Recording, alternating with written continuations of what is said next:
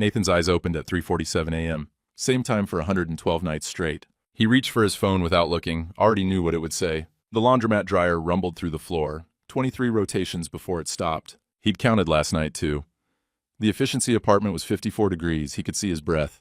The Murphy bed mechanism clicked when he sat up, crossed the cold linoleum to the window. Frost covered the glass in patterns he'd traced before. Outside, the parking lot was empty except for his truck. On the small table sat his mother's Bible. He'd been sorting through her boxes tonight, 4 months after putting her in the ground. The bookmark was still at Psalm 37, "The meek shall inherit the earth." When he opened it, the ATM card fell out. Sticky note fluttered to the floor. He picked it up. His mother's handwriting. Blue ballpoint pen on yellowed paper. "For when you need to remember who you are." The card was heavy plastic, old style from 1987. Embossed letters, Nathan J. Pierce, joint account holder. He didn't remember any account. His mother had lived on Social Security, same small house for 60 years. Maybe she'd saved something. $200, $300 if she'd been careful. He set the card next to his phone. Outside, a car engine started. Early shift worker, 3:50 a.m. Tomorrow he'd try the card. Tonight, he just needed to know if he'd ever stop waking at 3:47, ever stop counting rotations, ever remember who he used to be before he signed those papers on day 28.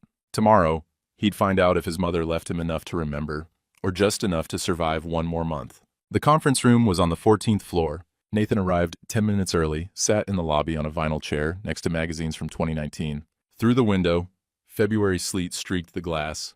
Marcia Holloway's assistant called his name at 4:15. Linda was already seated. Marcia sat at the head of the table. Nathan took the chair across from his wife, ex-wife, almost, and noticed Linda was texting. She didn't look up. "Mr. Pierce." Marcia slid 9 pages across the table. "I've marked everywhere you need to initial. Signature goes here on the last page." Nathan scanned the first page. Settlement agreement. Dissolution of marriage. The words blurred together. "This is the same version I emailed you last week," Marcia said. "Everything we discussed." Nathan hadn't discussed much of anything. He'd received the preliminary papers at school, in front of his third period class. His mother had been dead 12 days. The funeral was 4 days ago. He'd signed a form saying he understood he had 30 days to respond. Today was day 28. "Shouldn't I have a lawyer look at this?" His voice sounded wrong to his own ears. "Mr. Pierce, we've been over this. Linda could have asked for much more." Marcia tapped the pages. "This is fair. Initial here, here, here. Sign here."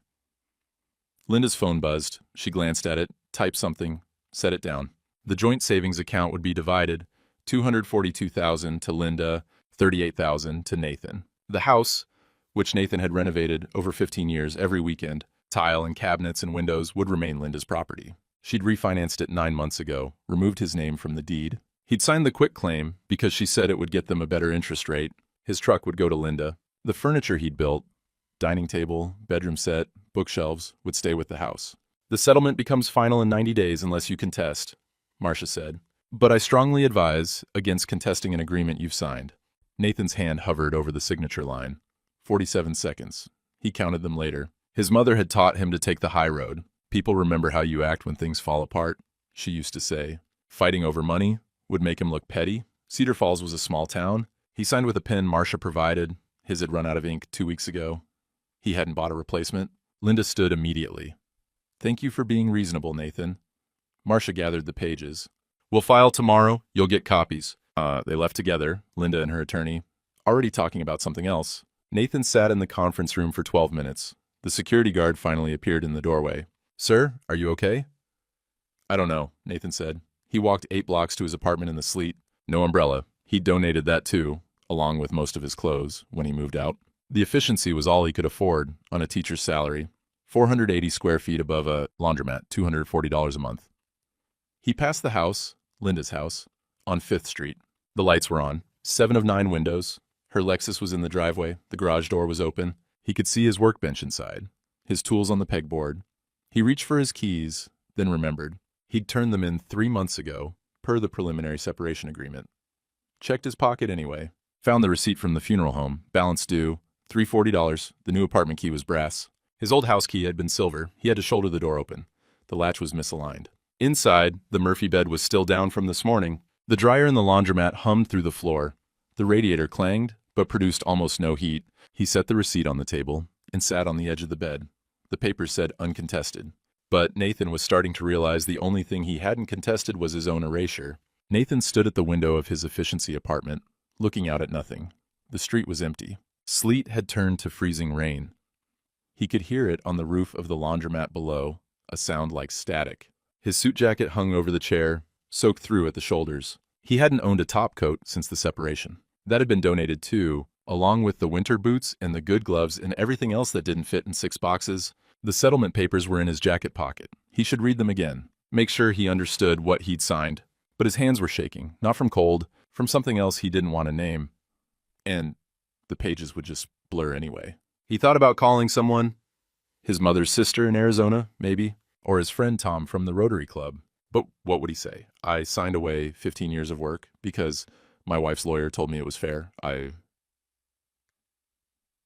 gave her the house I rebuilt with my own hands because I was too tired to argue. The funeral program was in his pocket too, next to the receipt. He pulled it out. His mother's face on the cover, a photo from 10 years ago, Lillian May Pierce, 1943-2024. Beloved mother, grandmother, friend. He'd been the only one in the family section at the service. Linda hadn't come. Said she couldn't handle watching his mother suffer, even though his mother was already gone by then. Linda's name wasn't in the program. Nathan folded it carefully and set it on the table. Tomorrow he'd go to school, teach APUS. History to seniors who were already checked out, already thinking about college and summer and anything except the Constitutional Convention. He'd grade papers in the evening because there was nothing else to do in a 480-square-foot room with a Murphy bed and a hot plate and no one waiting for him. Tomorrow he'd wake up and it would still be true. He'd signed the papers, given her everything, kept his pension and $38,000 and his dignity, if sitting alone in the cold counted as dignity. Outside, a truck passed, headlights cutting through the sleet. For a second, Nathan thought it might be Tom coming to check on him, but the truck kept going. No one was coming to check on him. He pulled the Murphy bed mechanism.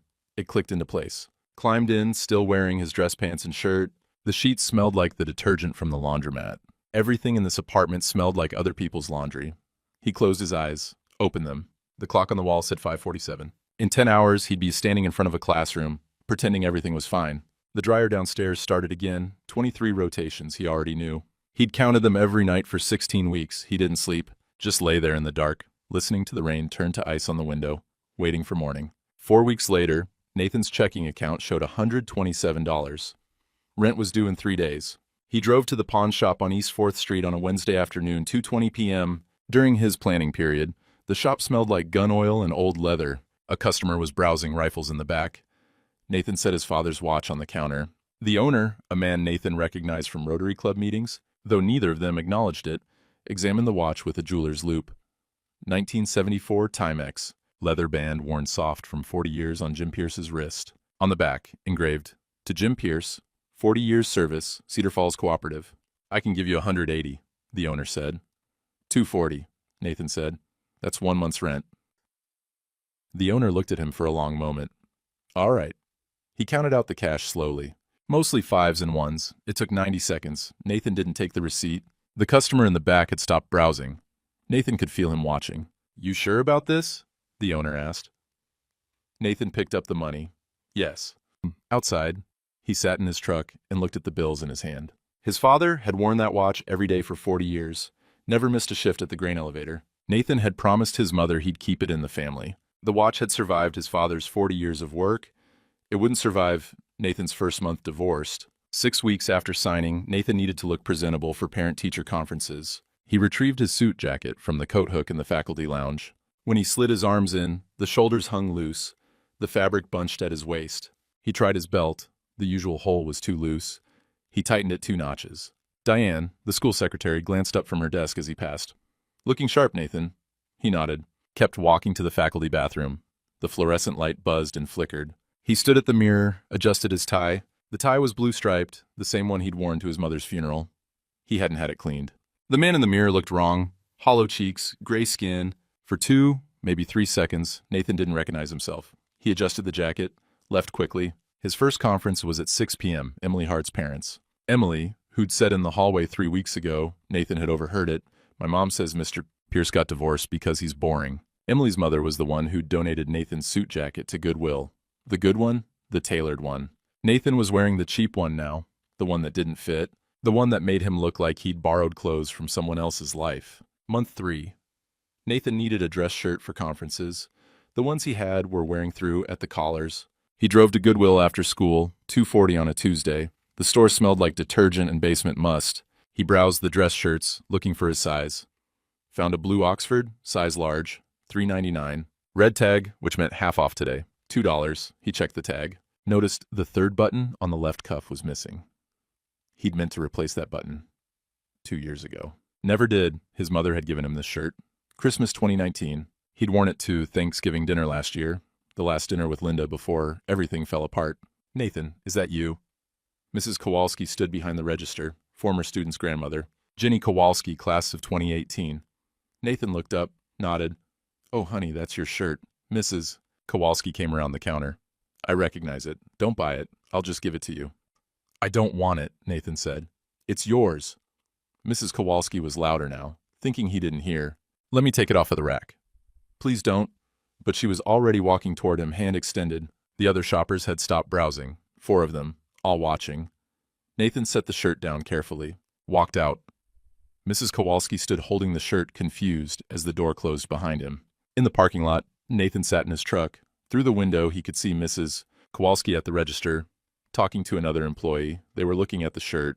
One of them wrote something on a piece of paper, attached it to the hanger. Hold for N. Pierce. Month 4, week 14. Nathan shopped at 7:15 p.m. to avoid people he knew. His cart held ramen, 12 packs, coffee, eggs, discount bread. A stack of papers sat on top. Homework he was grading in the apartment because there was nowhere else to sit. He rounded the corner into the meat section and saw Linda at the counter. Keith was with her. 34, real estate agent. He was buying ribeyes, 2 of them, $43.80, the price tag said. Keith's hand rested on Linda's lower back. Possessive.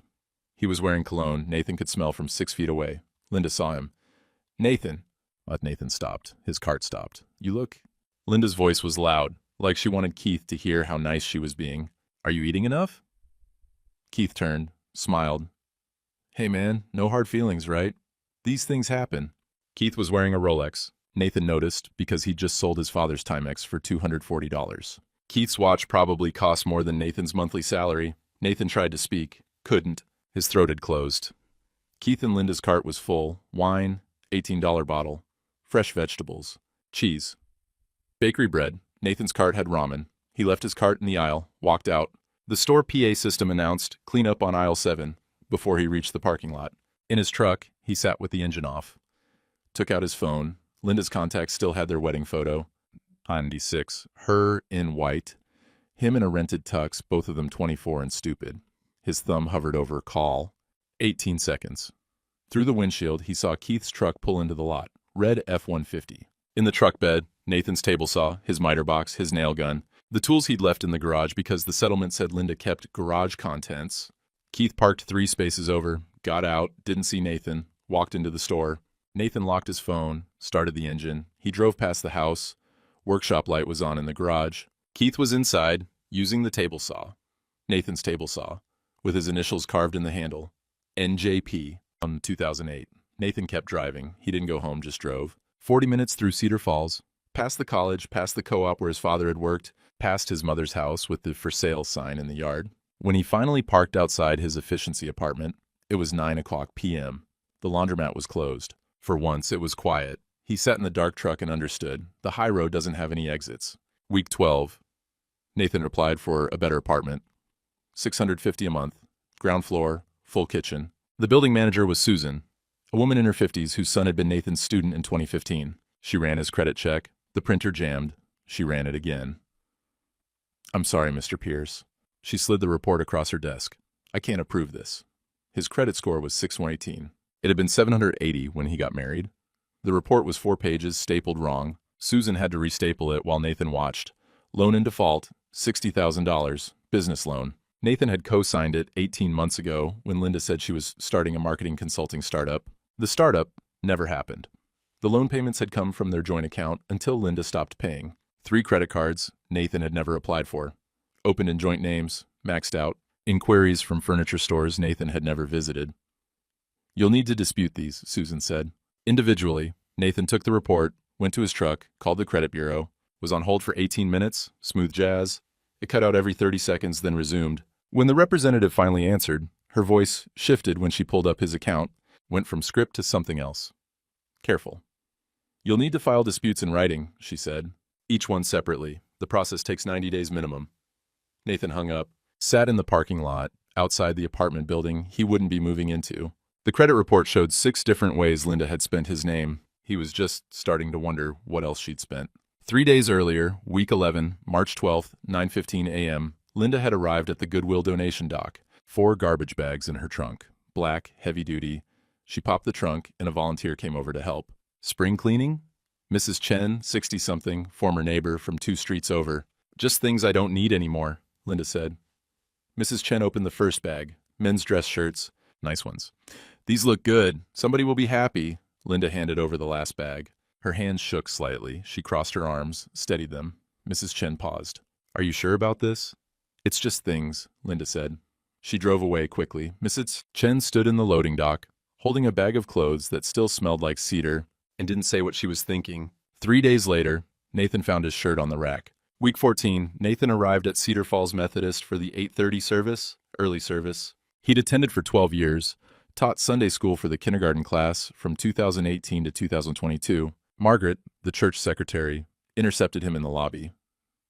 Nathan, she didn't meet his eyes, handed him a folder. Inside was a letter, typed, from Pastor Williams. Request to attend different service time to avoid potential discomfort for both parties. The letter was dated 3 days ago. Margaret had waited until Nathan arrived to give it to him.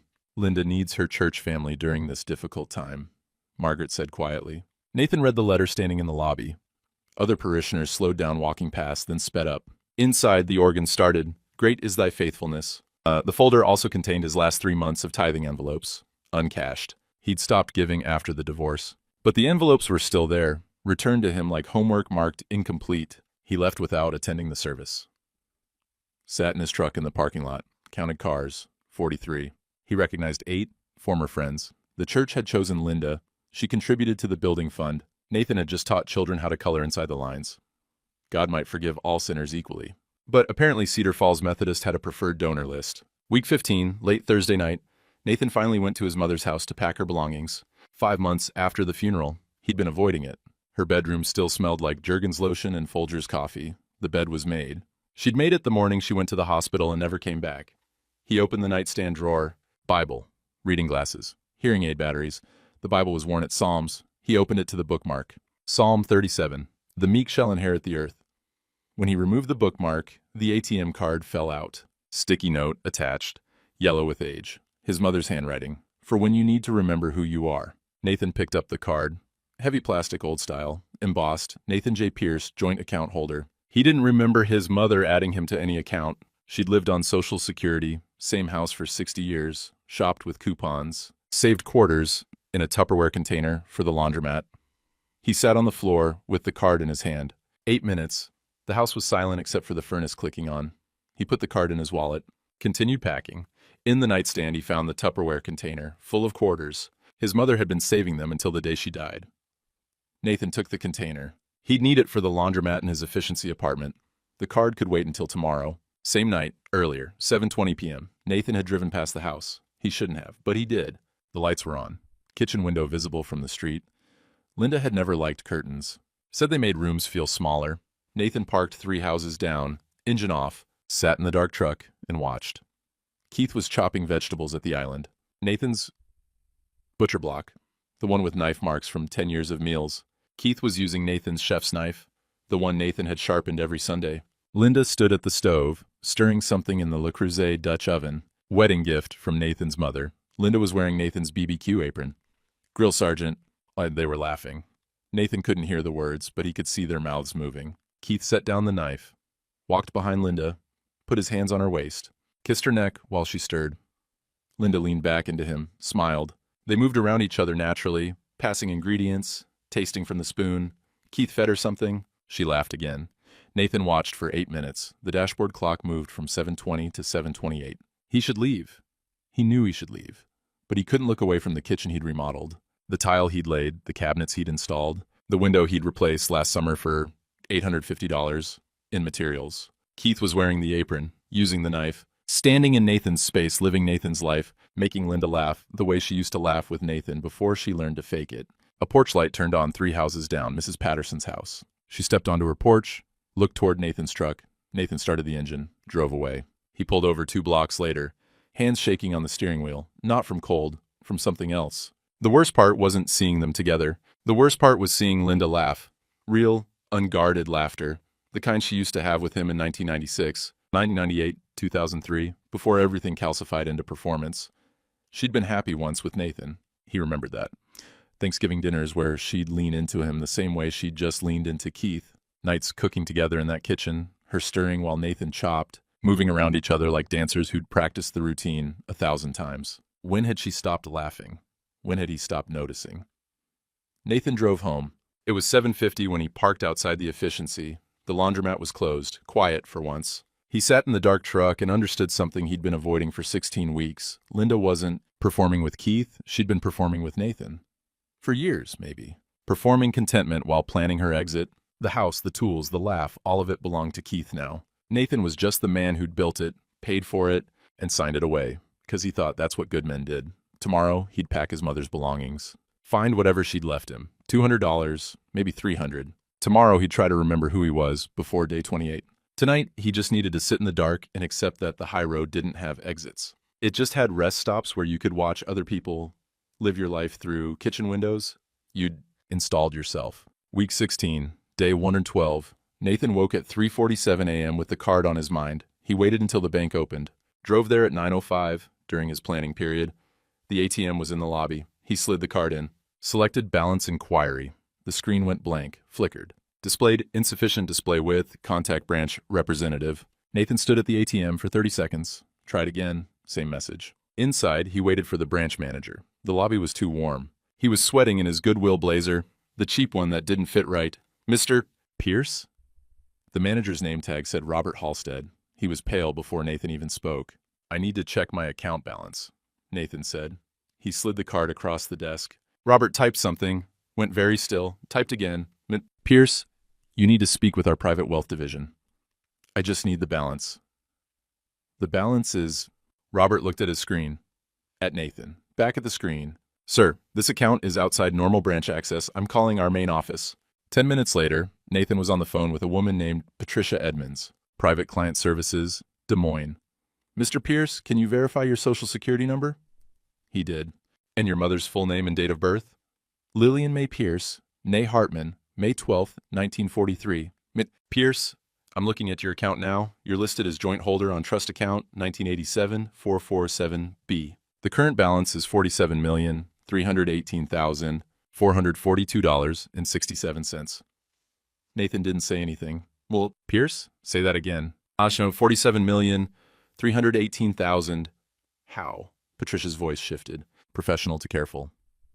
The account was established in 1987. Original holder, Lillian May Pierce. You were added as joint account holder in 1989. The origin appears to be equity stake in a venture capital firm. It's been invested conservatively through the firm's successor companies for 37 years. Nathan drove to his mother's house, unlocked the door with the key he'd kept.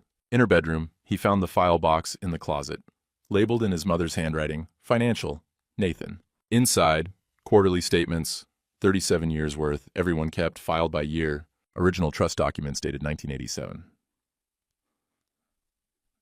A letter, handwritten, from someone named Gerald Whitmore.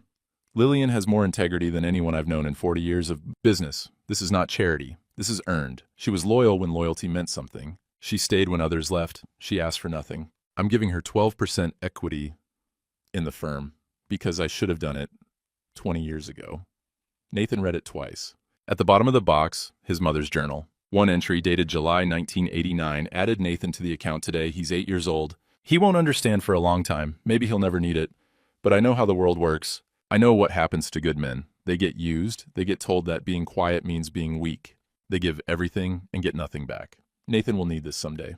When he learns the world isn't fair to good men. When he finds out that taking the high road sometimes means walking off a cliff. This money won't fix what breaks. But it will give him choices. It will remind him who he is. Nathan sat on the floor of his mother's bedroom, surrounded by paper. The account statements showed steady growth. Conservative investments, his mother never touched it, never spent a dollar, lived on Social Security, in the same house for 60 years, saved quarters in Tupperware, clipped coupons. She'd been protecting him for 35 years. Linda had pushed for a fast divorce specifically to file before his mother's estate was settled. She'd assumed his mother had maybe $50,000 in savings. She had no idea. The money didn't change what Linda had done. It didn't give him back the 6 months he'd lost, the 22 pounds, the sleep pattern that would never fully heal, but it changed what Nathan could do about it. Nathan drove to Des Moines the next morning, looked up attorneys, found Stuart Holbrook, top family law specialist, $850 an hour. Stuart's office was downtown, 18th floor, view of the Capitol. "Mr. Pierce, have a seat."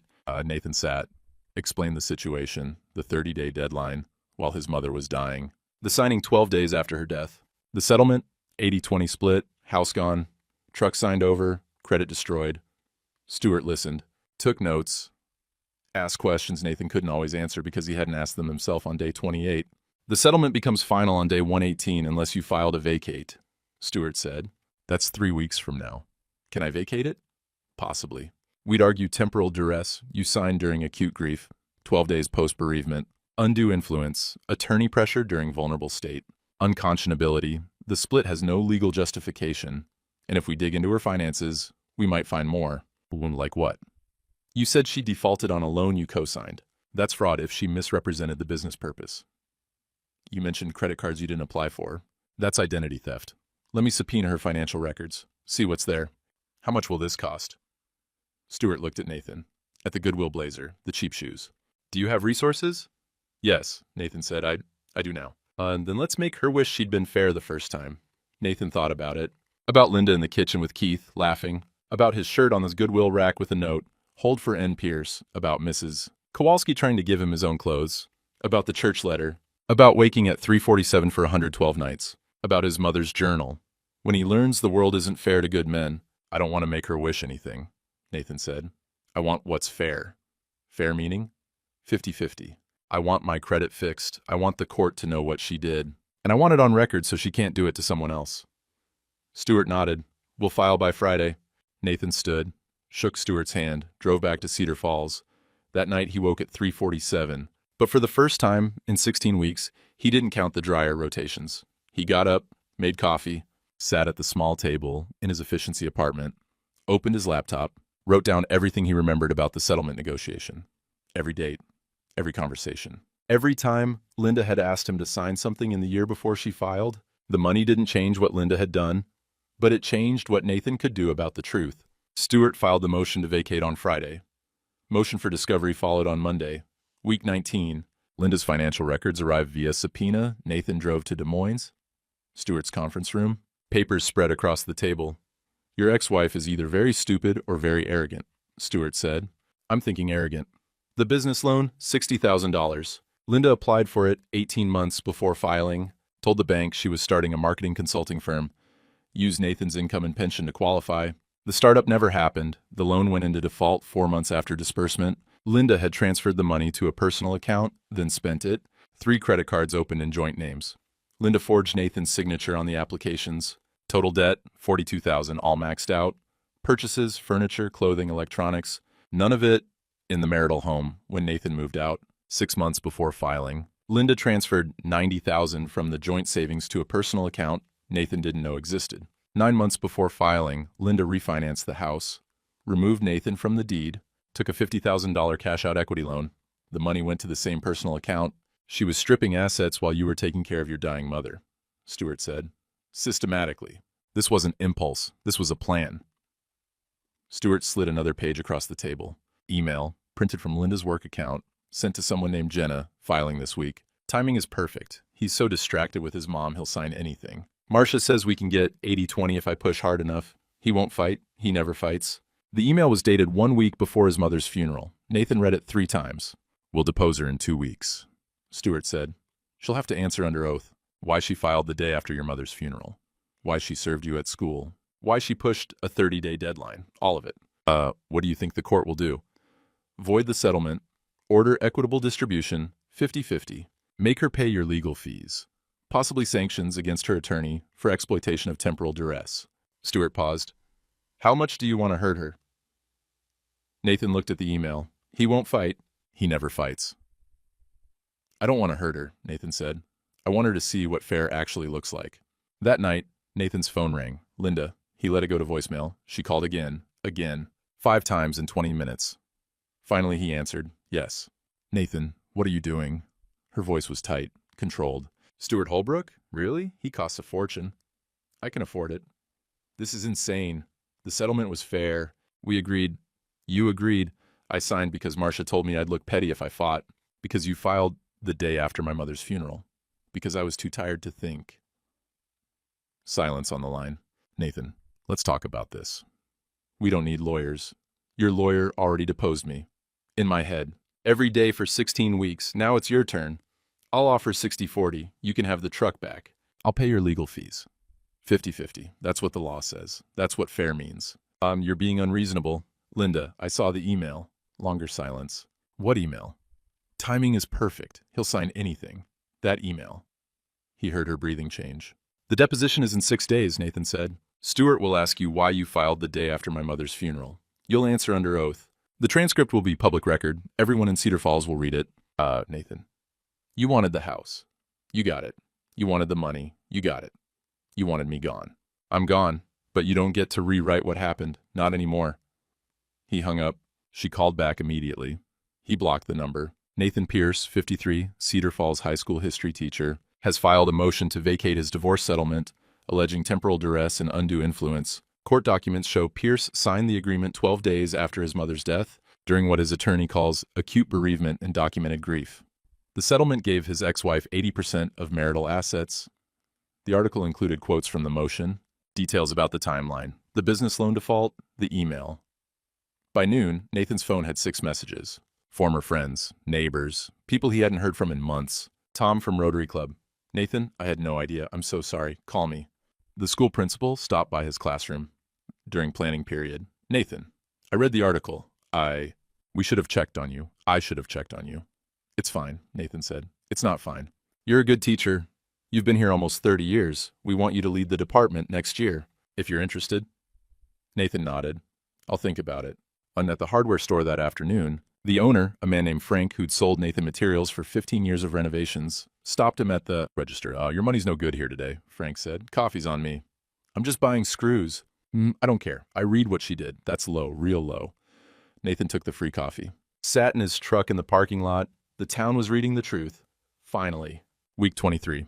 Nathan was grading papers in his apartment when someone knocked. He opened the door. Tom from Rotary Club. Can I come in? Nathan stepped aside. Tom looked around the efficiency. The Murphy bed, the hot plate, the single chair. Jesus, Nathan. You've been living here? It's what I could afford. Tom sat on the edge of the bed. I'm sorry. We all assumed. Linda said you wanted the separation, that you agreed to everything. She made it sound mutual. It wasn't. Yeah, I'm seeing that now. Tom rubbed his face. Look, a bunch of us have been talking. The Rotary guys. We want to help if you need. I don't need help, but thank you. The article said you hired Stuart Holbrook. That's not cheap. I can afford it. Tom looked at him. Okay, but if you need anything, you call me. After Tom left, Nathan sat at the table. His phone showed 3 more messages. People he hadn't talked to in months. Former friends coming back now that the truth was public. It should have felt good. Vindication, support. Instead, it felt like watching people read a map they should have been able to see the whole time. Week 25. Linda's deposition, Stuart's office. Des Moines. Nathan didn't attend. Stuart said it was better that way. Let Linda answer questions without Nathan in the room. Stuart called him that evening. We have her, Stuart said. On record, under oath. Every question I asked, she either incriminated herself or looked evasive. Tell me. Stuart read from notes. Q. Why did you serve divorce papers on February 17th? 80. It was time. Q. That was the day after Mr. Pierce's mother's funeral, correct? A. Yes. Why that day specifically? A. No. It was just timing. Q. You waited 27 years of marriage. You couldn't wait one more week? It wasn't like that. Cool. Did you transfer $90,000 from the joint savings account to a personal account 6 months before filing? A. I needed to protect my assets. Q. From your husband. A. From the divorce. Q. But you hadn't filed yet. A. I was planning to file. Q. Did you write this email? Email presented. Timing is perfect. He'll sign anything. A. I don't remember. Guas, it's from your work account. Date. February 10th, 2024. 1 week before you filed. Do you remember now? A. I may have been venting to a friend. Q. Venting. Is that what you call premeditated exploitation of your husband's grief? Objection. Argumentative. Linda's attorney, don't answer that. She crumbled, Stewart said. Tried to explain away the timing, the email, the loan defaults. Every answer made it worse. Her own attorney looked uncomfortable. What happens now? Her attorney will try to settle. Probably this week. They don't want this going to a hearing. The transcript is public record, every detail. Linda works in marketing, client-facing. This makes her look calculating and cruel, bad for business. 2 days later, Linda's new attorney called. Marcia Holloway had quietly referred the case to someone else. The offer, 60-40 split in Linda's favor. Nathan gets his truck back. Linda pays Nathan's legal fees to date. Stewart called Nathan. They're offering 60-40. We can do better in court. The judge is going to be livid when he sees that email. Nathan thought about it. About Linda in the deposition, trying to explain why she'd filed the day after his mother's funeral. About the transcript becoming public. About his mother's journal. This won't fix what breaks, but it will give him choices. No, Nathan said. I don't want better. I want fair. Tell them 50-50, or we go to court. Linda pays my legal fees, and I want my credit cleared. That's it. You sure? We could push for more. I'm sure. Fair isn't about winning. It's about the truth stopping being negotiable. Stewart was quiet for a moment. All right, I'll tell them. Week 28, the hearing. Nathan attended this time. Judge Catherine Morrison presided. She read the motion, the evidence, the deposition transcript, looked at Linda's attorney. Counselor, your client served divorce papers the day after Mr. Pierce buried his mother. She pushed a 30-day deadline while he was actively grieving. She sent an email saying, and I quote, he'll sign anything. Explain to me why I shouldn't sanction her for exploitation of temporal vulnerability. Linda's attorney stood. Your Honor, my client acted on advice of counsel. Which counsel, Ms. Holloway isn't here today. Ms. Holloway felt it was best to refer the case because she knew her tactics wouldn't survive scrutiny. Judge Morrison looked at Linda. Ms. Pierce, stand up. Linda stood. Did you file for divorce the day after your husband's mother's funeral? Yes, Your Honor. Why? It was time. You waited 27 years. You couldn't wait one more week? Linda didn't answer. Did you transfer $90,000 from the joint account before filing? Yes. Did you default on a business loan your husband co-signed? The business didn't work out. Did you default, yes or no? Yes. Judge Morrison looked at the file. The original settlement gave you 80% of marital assets, a house Mr. Pierce renovated with his own hands, tools he bought, furniture he built, all while he earned 1/3 of your income. What part of that seemed fair to you? Linda's attorney. Your Honor, we're prepared to offer. I'm not interested in offers. I'm interested in justice. Judge Morrison signed an order.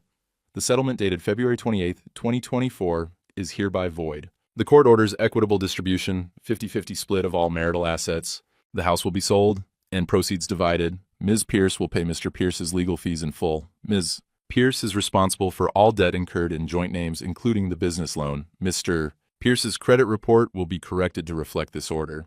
She looked at Linda again. Ms. Pierce, I'm entering a formal finding that you exploited your husband's bereavement for financial gain. That finding will remain in the court record permanently. Do you have anything to say? Linda's attorney whispered something. Linda shook her head. Then we're done here. Outside the courthouse, Stewart shook Nathan's hand. That's as close to a judicial reprimand as I've ever seen. Congratulations. Nathan nodded. Thank you. What will you do now? Go back to teaching, grade papers, live my life? You're not going to celebrate? Nathan looked at the courthouse. Winning isn't the same as getting back what was lost. The judge said justice was served. But justice is just the moment when the truth stops being negotiable. Stewart studied him. You're more philosophical than most of my clients. I teach history. I know how this ends. Linda loses the house, the reputation, the boyfriend. I get my money back, my credit fixed, my dignity acknowledged. But neither of us gets back the 28 years. Neither of us gets to say it meant something. Fair point. Nathan walked to his truck, drove back to Cedar Falls. It was June, late afternoon. Summer heat after months of cold. The house, Linda's house, soon to be sold, had a for sale sign in the yard when he passed. He didn't slow down. Month 8. The house sold in August. Nathan didn't go to the closing. Stewart handled it. The proceeds were divided electronically. Nathan's half appeared in his checking account on a Wednesday. $167,400. He left most of it there. Didn't touch the trust account either. $47 million felt like someone else's money. The $167,000 felt like proof of something, though he wasn't sure what. He moved to a new apartment. 1 bedroom, 8 miles from Cedar Falls, $650 a month. Ground floor, full kitchen, working air conditioning. The apartment had a small patio. He bought a chair, sat there in the evenings, grading papers, drinking coffee. He didn't buy new furniture. Didn't need much. A table, a bed, a lamp. The Tupperware container of quarters sat on the kitchen counter. He still did laundry at the laundromat, even though the apartment building had machines. Habit. The town had shifted. Coffee shop, late August. Nathan overheard two women talking. Did you hear? Linda had to move to an apartment smaller than the one Nathan had. Keith broke up with her too. Saw it on Facebook. Can you blame him? That court transcript. Everyone read it. Timing is perfect. He'll sign anything. That's cold. I always liked Nathan. Quiet guy, good teacher. Nathan didn't turn around. Paid for his coffee, left. School started the last week of August. First faculty meeting. The principal announced Nathan would lead the history department. Nathan's been here 28 years. He's an excellent teacher and a better man than most of us gave him credit for. Congratulations, Nathan. Polite applause. Diane, the school secretary, smiled at him. Jerry, the math teacher, shook his hand after. Nathan taught his classes. AP U.S. History, the Constitutional Convention, Federalist Papers. Students who actually paid attention this year. One student, Emily Hart, the one who'd said Nathan was boring, stayed after class in September. Mr. Pierce, I'm sorry for what I said last year. About you being... I didn't know. I was stupid. You were 17, Nathan said. 17-year-olds are supposed to be stupid. It's part of the job. She laughed. Left. Nathan erased the board, gathered his papers, went home to his apartment with the patio and the working air conditioning and the life that wasn't the one he'd built but was the one he had. September. Nathan ran into Linda at the grocery store. She was alone. No Keith. She looked tired, thinner. Her cart had budget brands. She saw him, stopped. Nathan. Linda. They stood in the cereal aisle. Other shoppers moved around them.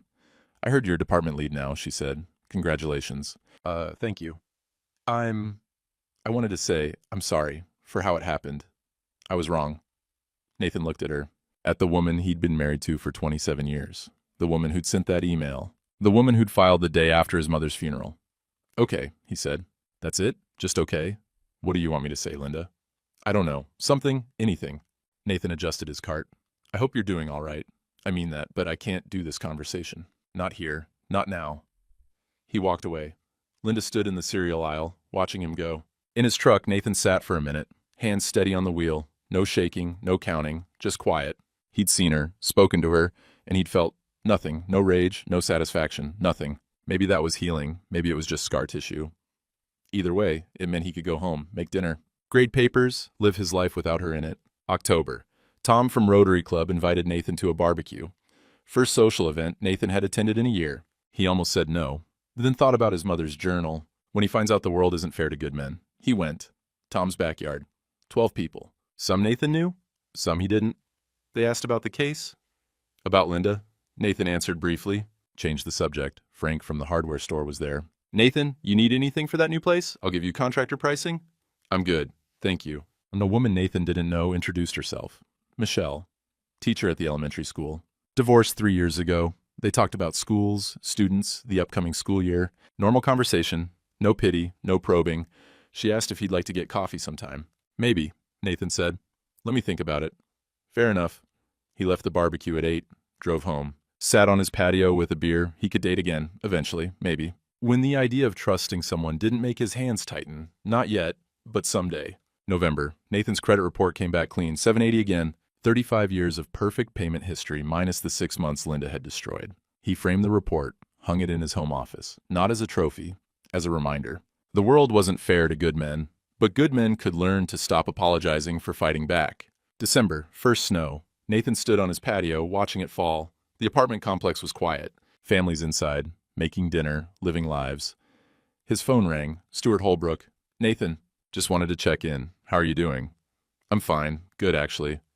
I'm glad to hear it. Listen, I wanted to tell you.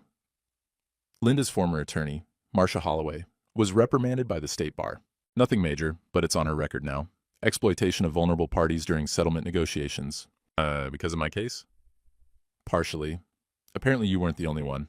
But yours was the one with the clearest documentation. The email, the timeline, the judge's finding. Good, Nathan said. Maybe she'll think twice next time. Maybe. Anyway, I wanted you to know. Oh, and Linda lost her job. Marketing firm let her go in October. Said it was performance-based, but we both know why. Nathan was quiet. You still there? Stuart asked. Yeah, I don't feel good about that. Why not? She tried to destroy you. I know. But destroying her back doesn't fix anything. It just means we both lost. Stuart laughed. You're a strange client, Nathan. Most people want blood. I wanted fair. I got it. What happens to Linda now is her choice. They hung up. Nathan watched the snow. Thought about Linda losing her job, her career, the reputation she'd spent 20 years building. She'd earned it. He knew that. Every consequence was directly traceable to her choices. But it still felt like watching someone drown, even if they'd jumped in themselves. Fair didn't feel like victory. It just felt like the truth finally had the same weight as the lies. January year 2. Nathan woke at 6:30 a.m., no alarm, just woke. He hadn't woken at 3:47 in 4 months. Didn't know when it stopped. Just noticed one morning it was gone. He made coffee. Real coffee, not instant. Sat at his kitchen table, grading AP history papers. Student essay, define one moment that changed American history. And one student wrote about Seneca Falls Convention. Women's rights, the moment women refused to accept the terms they'd been given. Nathan wrote in the margin, yes, sometimes the most important act is refusing to accept the terms you're given. His phone buzzed. Text from Michelle, the elementary teacher. They'd been on 3 dates. Coffee, dinner, movie. Good morning. Still on for Saturday? Nathan replied, yes, looking forward to it. He was. Cautiously, carefully, but genuinely. February, 1 year since the signing. Nathan didn't mark the date. Didn't think about it until the afternoon, when he realized. Day 365. He'd survived. Lost 22 pounds. Gained 15 back. Still underweight, but improving. Lost a house. Gained an apartment he chose himself. Lost a marriage. Gained clarity. Lost 6 months to survival mode. Gained knowledge about who he was under pressure. The math didn't balance. It never would. But he was here. Teaching. Living. Drinking coffee on Saturday mornings. Going on dates with a woman who made him laugh. That was something. March. Nathan saw Keith at the hardware store. Keith was buying drywall screws. Saw Nathan. Looked away quickly. Started to leave. Keith, Nathan said. Keith stopped. Turned. Nathan, hey. How's the house flipping business? It's good. Busy. They stood in the aisle, neither moving. I'm not going to make this weird, Nathan said. You did what you did. It's over. But I want my table saw back. What? The table saw, with my initials carved in it, NJP 2008. It's mine, not Linda's, not yours. I want it back. Keith shifted his weight. I don't know if I still have it. You have it. I saw it in your truck last year. I want it back by Friday. Or what? Or I'll file a police report for stolen property. Linda kept garage contents per the settlement, but that saw predates the marriage. It was mine before I met her, so legally it's theft. Keith stared at him. You're serious? Completely. Fine, I'll drop it off. Where? Nathan wrote his address on a hardware receipt, handed it over. Friday, Nathan said, before 5. Keith left without buying the screws. Friday at 4:30, Nathan's doorbell rang. Keith stood there with the table saw, set it on the patio. It's all there, Keith said. I didn't use it much anyway. Thank you, Nathan said. Keith nodded, left. Nathan carried the saw inside, set it in the corner of his living room, ran his hand over the carved initials. NJP 2008. He didn't need the saw. Didn't have space for woodworking, but it was his, and getting it back meant something he couldn't articulate. Sometimes fair wasn't about the object. It was about refusing to let someone else decide what you got to keep. April. Nathan received a letter, forwarded from his old address, from Linda. He almost didn't open it. Set it on the counter for 2 days. Finally opened it Saturday morning. Nathan, I know you don't want to hear from me. I understand. But I need to say this, even if you throw this letter away. I was wrong, not just about the settlement.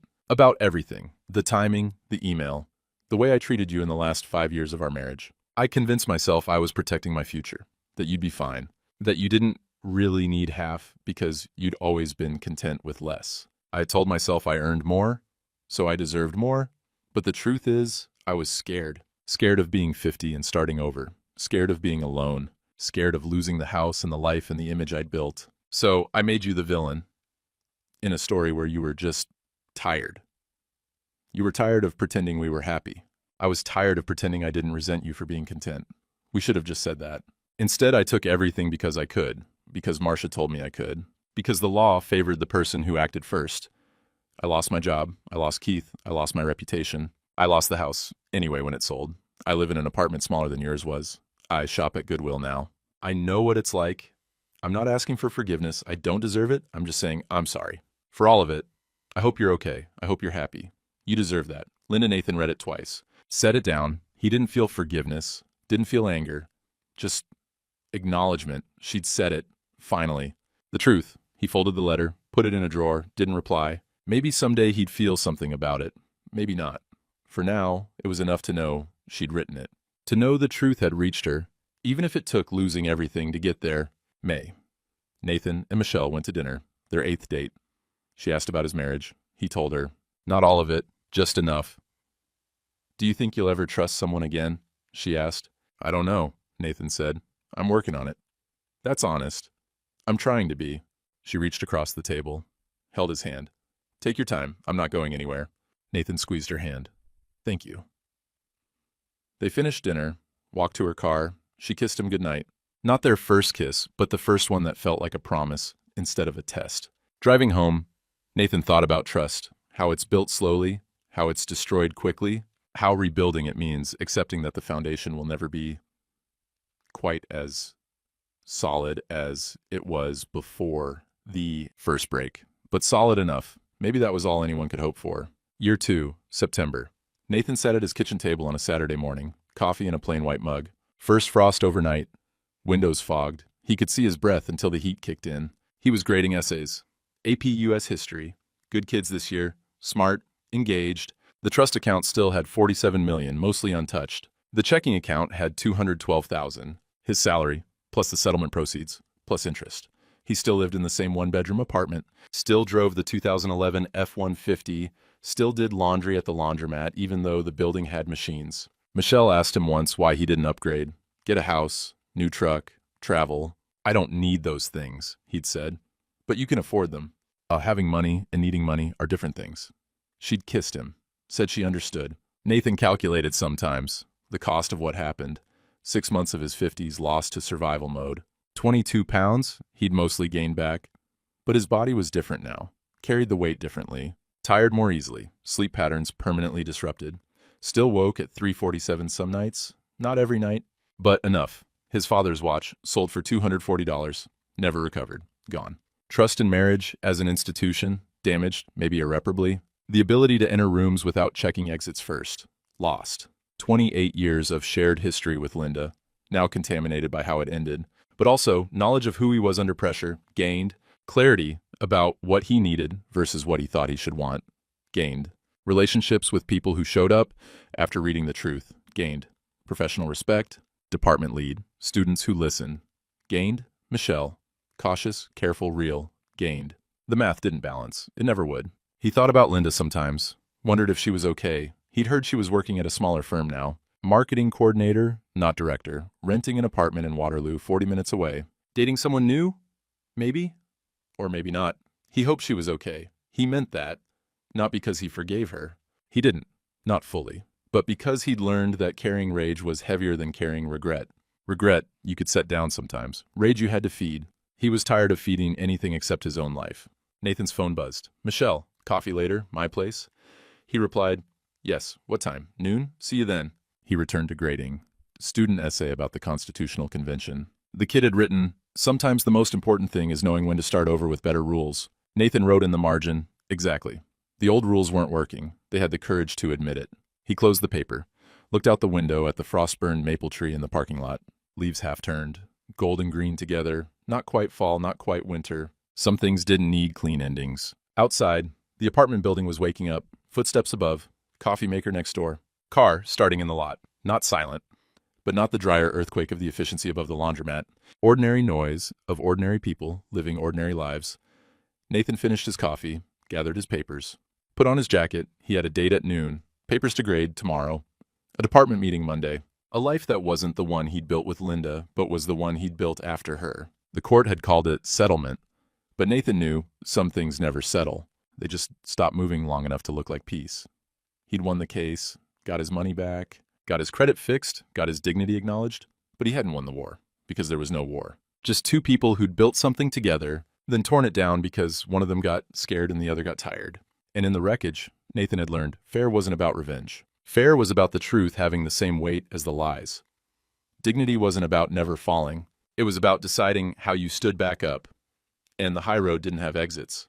But it had rest stops where you could sit down, catch your breath, and decide if you wanted to keep walking. Nathan locked his apartment, walked to his truck, drove to Michelle's place. The frost was already melting. But for now, it held everything still. And Nathan found he didn't mind the cold as much as he used to. Late September, year 2, Saturday morning, 6:47 a.m., Nathan sat at his small kitchen table, coffee in a plain white mug. Not the wedding china, he'd donated all of that.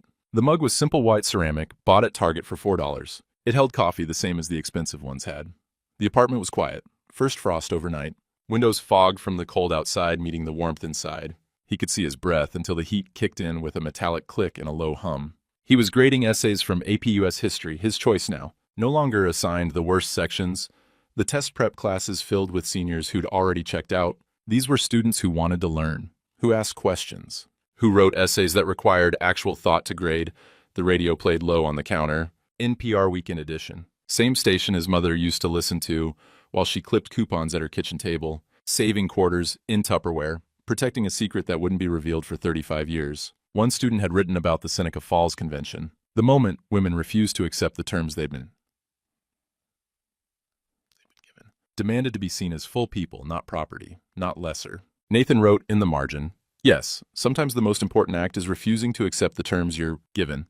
He set down his pen, took a sip of coffee. His phone buzzed on the table. Text from Michelle, "Movie tonight? Your pick." He smiled, typed back, "Sure, what time? 7? See you then." They'd been seeing each other for 7 months.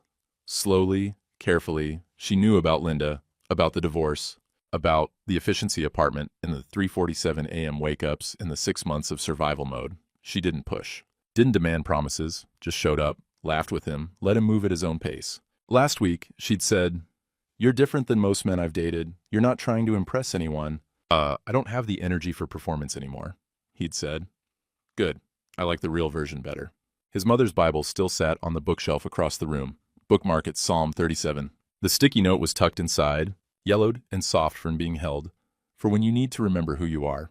Nathan didn't need it anymore. He knew who he was now. Tested version, scarred in places, quieter than before, more careful about who he let close, but solid, grounded, real. The checking account showed $212,000. The trust account, $47 million, mostly untouched, sat in investments his mother had chosen decades ago. Conservative, steady, designed to last. He was still teaching.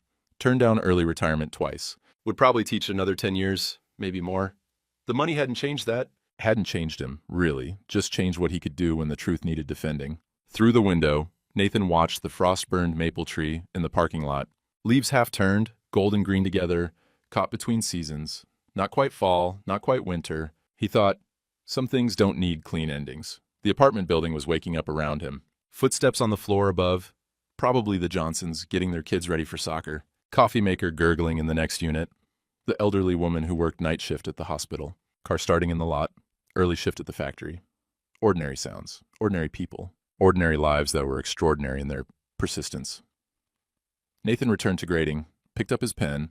The next essay was about the Constitutional Convention. How the founders knew the Articles of Confederation weren't working. How they had to admit the old system was broken before they could build something better. Smart kid. Nathan wrote, "Exactly. Sometimes you have to acknowledge what's broken before you can build what works." He finished his coffee, set the mug in the sink, gathered his papers into a neat stack. Outside, the frost was already melting where the sun hit, but in the shadows, it held everything still. Sharp, clear, temporary but real.